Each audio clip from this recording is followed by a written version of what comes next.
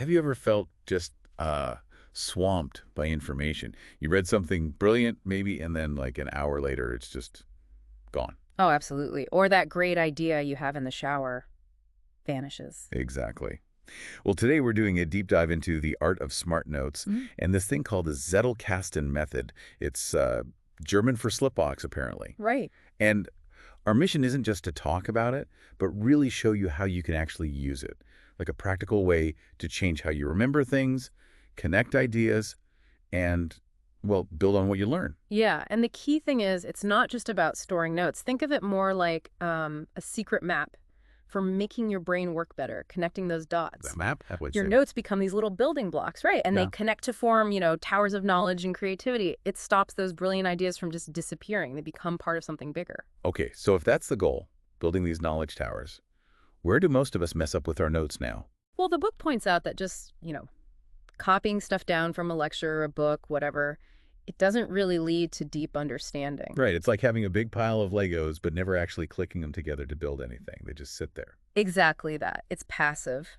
The real shift, the practical application here, is moving from just copying to actively thinking. How does that look in practice, though? So instead of just writing down, say, T-Rex was big, you immediately ask yourself, okay, why was T-Rex big? What pressures made it that size? What did it eat? Ah, okay, so you engage right away. Right. That immediate questioning, that's what builds understanding. It moves you beyond just being a stenographer into actually thinking critically. That makes sense.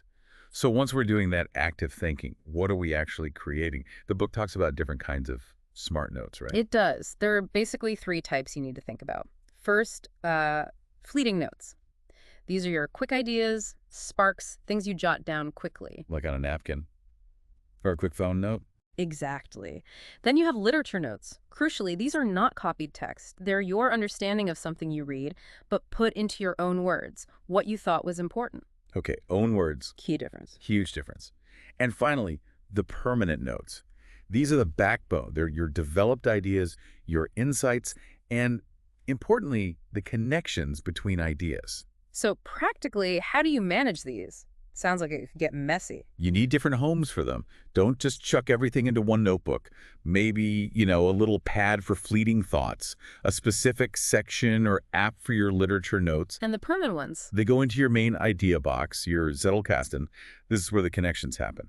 For instance, you jot down a quick story idea, maybe about knights. That's fleeting. Okay. Then you read a chapter about medieval armor. You make some literature notes in your own words. Remember focusing on, say, helmet design. Later, you create a permanent note. Maybe it connects your story idea about the knight needing special head protection to the specific details about helmet design you just learned. And then, crucially, you link that note to maybe other notes you have on medieval history or even storytelling techniques. Ah, I see. It's the linking that ties it all together. That's the magic, really. The book highlights 4 principles. Write everything down, make it easy to find later, write for yourself. But the real engine is connecting ideas. So how do you practically do that connecting part? When you write a note?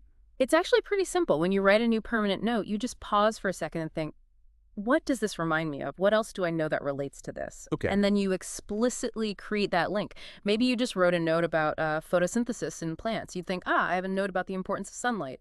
So on the plant note, you might just write, see also, note #123 on sunlight or whatever your system is. You're actively building that web with every note. You are, and that web becomes incredibly powerful over time. Now, I can hear some people thinking, this sounds like a lot of extra work, especially if you already feel overloaded. It's a fair point, but the book frames it as a habit, like brushing your teeth. It feels like effort at first, maybe, but it's small, consistent effort. How small are we talking? Practically. Maybe just 5 or 10 minutes after you read something significant, a chapter, an article, just jot down the main ideas in your own words and think about 1 or 2 connections. Okay, 5-10 minutes. That's manageable. And think about the payoff. How often do you stare at a blank page when starting a report or project? Too often. With this system, you don't start from zero, you go to your notes. If you're writing about, say, animal habitats, your notes on lions, tigers, bears, they're already linked, diet, climate, social structure. The ideas and facts are there, interconnected, ready for you. It transforms how you approach projects. So it's like having a thinking partner. In a way, yes. Which brings us to tools. People get hung up on this, but the book is clear. The tool doesn't really matter that much. So index cards, a simple notebook, some basic app, they all work. Absolutely. Index cards in a box are the classic Zettelkasten. You number them, and when you make a link, you just write down the number of the related card. Easy. So the how is more important than the what. Exactly. Pick something that feels easy and honestly kind of fun for you. The point is to make it frictionless. Over time, this idea box, whatever form it takes, becomes like your second brain. A second brain. Yeah, one that helps you think better or generate new ideas. Imagine you're inventing a new board game. You could literally talk to your notes, pull up ideas about game mechanics you've noted, maybe connect them to notes on player psychology, find inspiration for rules or challenges. It sparks things. So wrapping this up, our deep dive really shows learning isn't just about collecting facts. It's much more about intentionally connecting ideas, building this personal idea box, this Zettelkasten. And that helps you become way more creative and insightful than just, memorizing stuff. A much more active process. Definitely. So maybe the final thought for everyone listening is this.